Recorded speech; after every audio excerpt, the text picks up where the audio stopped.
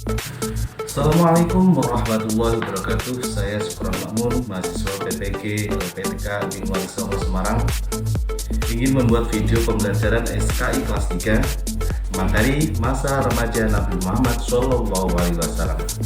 Mari kita saksikan. Let's go.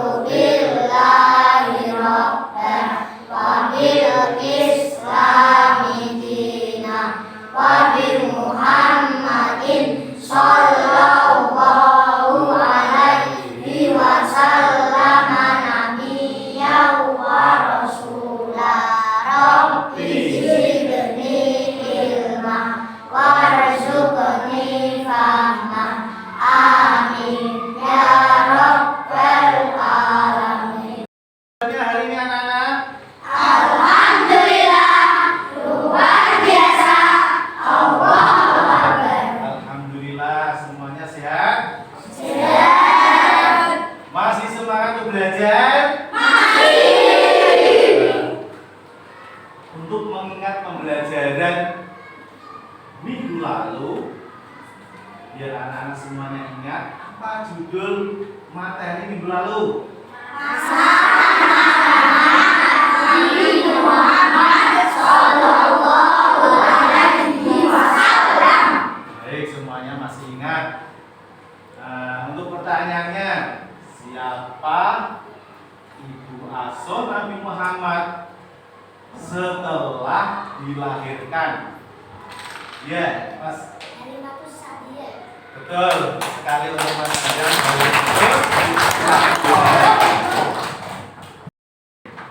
Umur berapa Nabi Muhammad diajak ziarah sama ibunya ke Madinah? Ya, 6 tahun, betul sekali. Alhamdulillah, ternyata anak-anak masih ingat semuanya. Semuanya masih ingat? Masih. Nah, untuk hari ini kita akan belajar materi masa remaja Nabi Muhammad Sallallahu Alaihi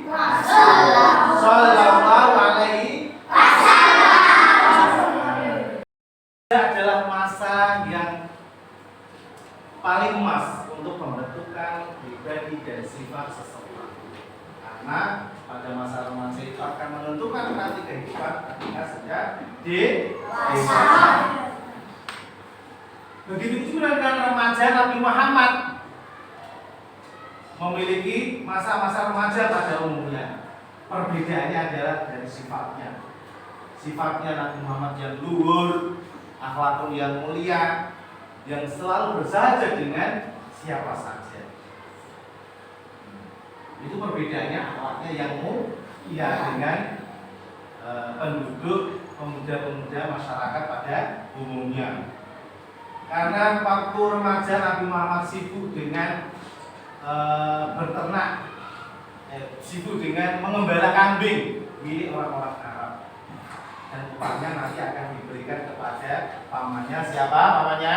Abu Thalib. Pamannya Nabi Muhammad yaitu paman Abu Thalib.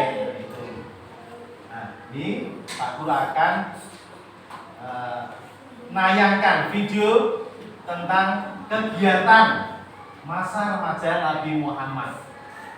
Nah, nanti kita Pak Guru akan tayangkan, segera disimak, diperhatikan apa kegiatan masa remaja Nabi Muhammad. Nanti ditulis di lembar kerja. Setelah selesai ditulis, setelah yang video nanti ditulis, baru nanti dipresentasikan setiap kelompok. Sudah paham?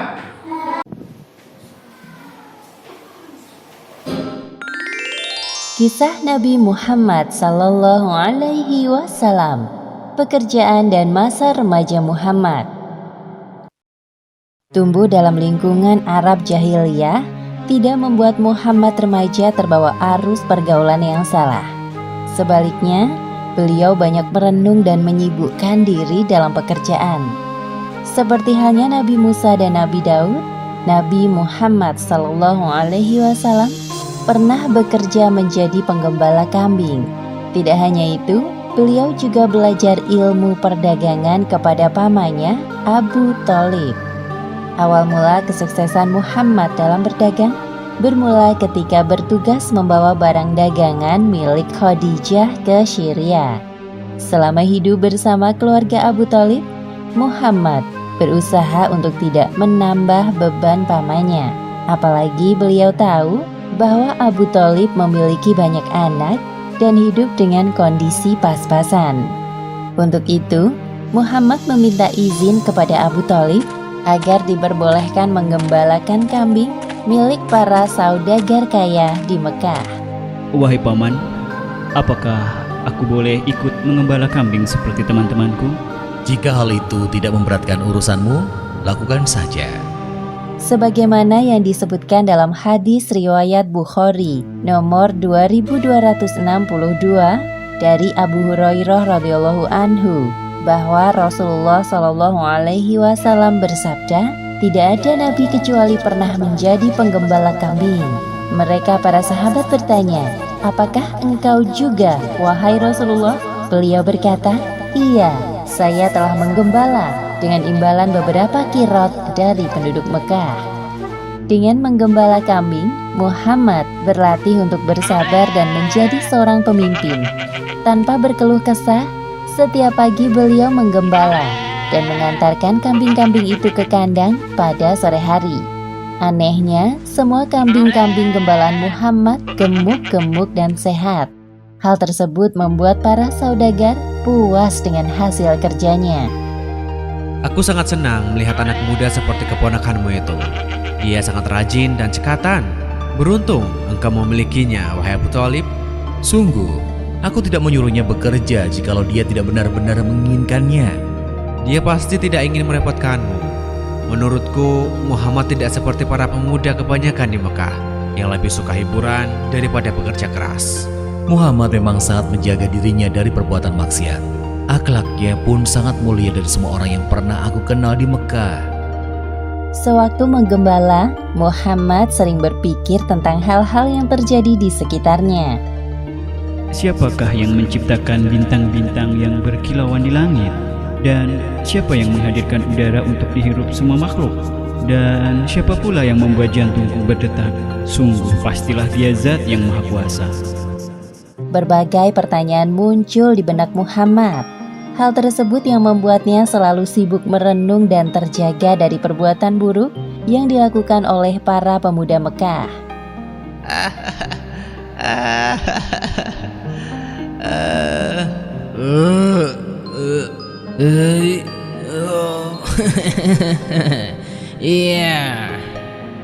Pernah suatu ketika, Muhammad ingin pergi ke kota untuk melihat pesta perkawinan. Beliau pun menitipkan kambing-kambingnya kepada seorang teman penggembala. Wahai Muhammad, pergilah engkau ke kota dan lihatlah ada banyak hiburan di sana. Sesampainya di kota, Muhammad mendengar alunan musik perkawinan dari sebuah rumah. Baru berjalan beberapa langkah, Tiba-tiba tubuhnya merasa kelelahan. Beliau pun duduk dan tertidur. Hal yang sama terjadi lagi di hari berikutnya. Sejak saat itu, Muhammad tidak berminat untuk melihat hiburan musik atau lainnya. Beliau tidak menyadari bahwa Allah Subhanahu wa Ta'ala menjaganya dari perbuatan maksiat dan dosa. Muhammad lahir dari keturunan para pebisnis. Beliau besar dalam lingkungan keluarga Abu Thalib yang juga berbisnis dalam hal perdagangan. Maka tidak heran jika Muhammad ingin menekuni bidang ini. Lagi pula peluang untuk berdagang lebih besar dibandingkan pekerjaan bercocok tanam jika melihat kondisi tanah Mekah yang cukup kering dan keras. Pada musim semi tahun 595 Masehi, para pedagang Mekah berencana untuk membawa barang dagangan ke Syria. Para saudagar kaya mulai mencari orang untuk menjadi agen atau pemimpin kafilah dagangnya. Di antara mereka terdapat seorang saudagar, wanita kaya bernama Khadijah. Abu Thalib mendengar bahwa Khadijah sedang mencari seorang agen. Tiba-tiba muncul bayangan Muhammad di benaknya. Kemudian Abu Thalib menawarkan jasa keponakannya itu kepada Khadijah. Wahai Khadijah, aku memiliki seorang anak muda berusia 25 tahun. Aku tawarkan ia bekerja kepadamu menjadi agen. Aku berani menjanjikan bahwa ia mampu melaksanakan tugas itu, meskipun sebenarnya belum cukup berpengalaman. Siapa pemuda yang engkau maksud, wahai paman? Namanya Muhammad. Khadijah pernah mendengar sekilas tentang Muhammad. Hal yang diketahuinya sama seperti para penduduk Mekah lain, yakni Muhammad terkenal dengan julukan Al-Amin atau orang yang dapat dipercaya.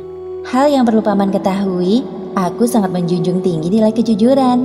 Maka aku putuskan untuk menerima Muhammad sebagai salah satu agen dagangku. Aku juga akan memberikannya upah 2 kali lipat lebih dari yang lain apabila pekerjaannya bagus. Terima kasih wahai Khadijah. Terima kasih kembali wahai paman. Jika senggang, besok datanglah kemari bersamanya. Abu Thalib pulang ke rumah dengan perasaan gembira. Beliau tidak menyangka respon Khadijah kepadanya sangat ramah. Tak heran jika ia sukses dalam dunia perdagangan. Keesokan harinya, Abu Thalib mendatangi rumah Khadijah lagi bersama Muhammad. Itulah pertama kali Muhammad mengenal sosok Khadijah secara langsung. Kemudian Khadijah menerangkan tentang seluk-beluk perdagangan yang selama ini telah dijalankannya selama bertahun-tahun. Muhammad dengan cermat mendengarkan dan memahami semua penjelasan Khadijah. Tidak ada satupun penjelasan Khadijah yang tidak dimengerti olehnya. Akhirnya saat yang dinantikan tiba. Muhammad berangkat bersama kafilah dagang milik Khadijah. Seorang pembantu laki-laki kepercayaan Khadijah bernama Maisarah turut serta. Ini surat-surat perdagangan yang engkau butuhkan, wahai Muhammad. Selamat jalan. Saat itu musim panas. Udara pada siang hari terasa lebih panas dari biasanya. Maka kafilah dagang Muhammad memilih berjalan di waktu senja dan beristirahat di siang harinya. Mereka berangkat menuju jalur yang ditempuh Muhammad 13 tahun lalu bersama pamannya Abu Thalib. Selama perjalanan, Muhammad merasa terhibur dengan adanya teman seperjalanan seperti Maisarah. Engkau sungguh banyak bicara wahai Maisarah, tapi anehnya aku senang mendengarnya. Tenang saja, aku jamin kau tidak akan bosan mendengar ceritaku karena aku punya banyak hal menarik untuk diceritakan terkait jalan yang akan kita lalui nanti. Wah, aku sangat bersemangat untuk itu. Dia memang banyak bicara, wahai Muhammad. Tidak usah terlalu didengarkan. Tidak butuh waktu lama bagi Muhammad untuk akrab dengan anggota kafilah dagangnya. Mereka sangat ramah dan bekerja secara profesional. Perjalanan yang melelahkan selama 1 bulan terbayar ketika mereka sampai di Syria. Setelah bersiap-siap, rombongan kafilah menuju ke tempat bertemunya para penjual dan pembeli. Maisarah tidak menyangka bahwa Muhammad sangat menguasai pekerjaannya. Ia cekatan, cerdas, jujur dan ramah kepada setiap pembeli.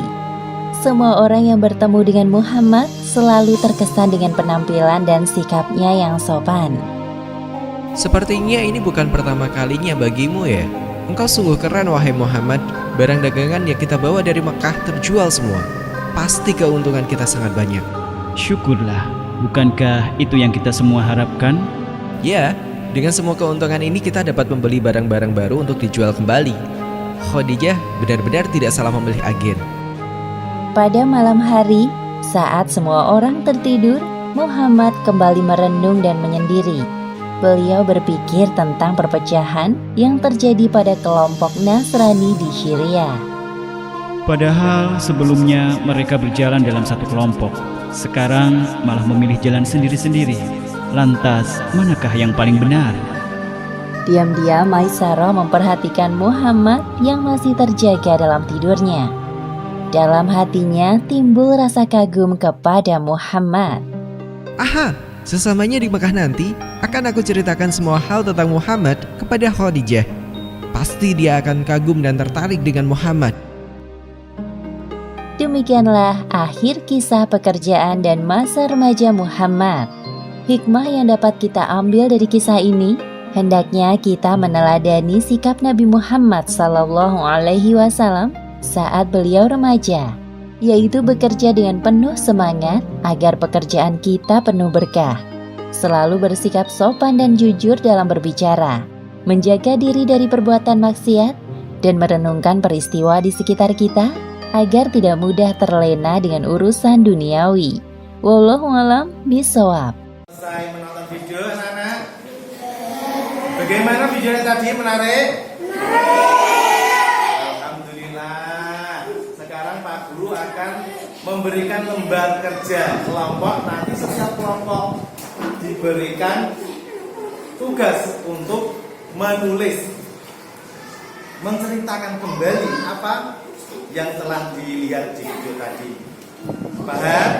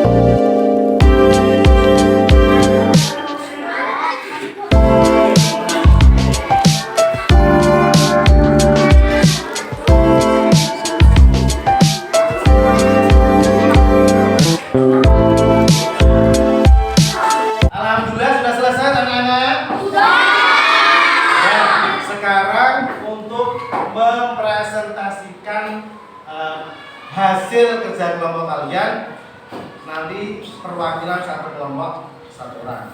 Ya, untuk kelompok Abu Bakar, coba kelompok Abu Bakar dipresentasikan.